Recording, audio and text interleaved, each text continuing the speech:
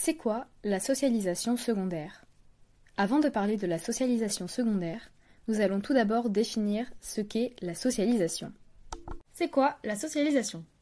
La socialisation est le processus qui permet d'intérioriser des normes, comme manger proprement, ne pas fumer ou encore être à l'heure, et des valeurs, comme la solidarité ou la générosité. Il en existe deux types.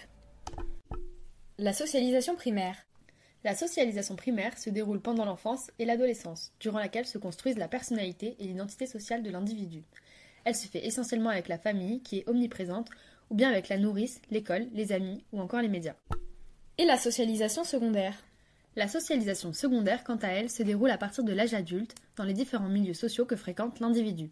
Études, sport, vie professionnelle, groupe de pairs, religion. S'appuyant sur la socialisation primaire, elle la complète, la prolonge ou la transforme. Existe-t-il plusieurs sortes de socialisation secondaire? La socialisation professionnelle.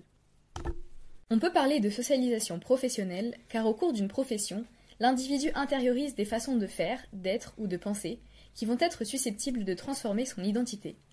Par exemple, au cours de sa carrière, une vétérinaire va apprendre à être réactive ou encore à prendre soin des animaux.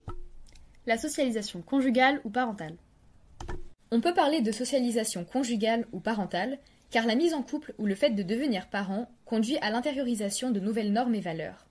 En devenant père, l'individu va apprendre à être précautionneux ou encore à faire passer son enfant avant lui-même.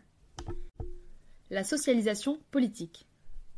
La socialisation politique est le processus durant lequel un individu apprend à intérioriser l'attitude et les idées politiques. Ce processus est hérité de la famille, mais aussi par le biais de rencontres ou d'événements marquants.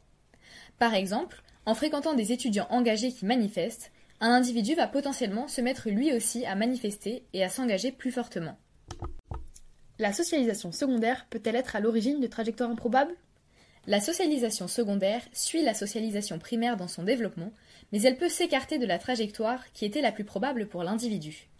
Deux trajectoires sont alors possibles. Lorsque la socialisation secondaire se développe par rapport à la socialisation primaire, on parle de reproduction sociale.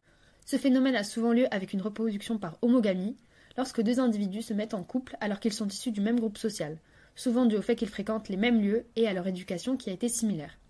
L'identité sociale est alors dite stable. Mais la socialisation secondaire peut se traduire par des trajectoires improbables.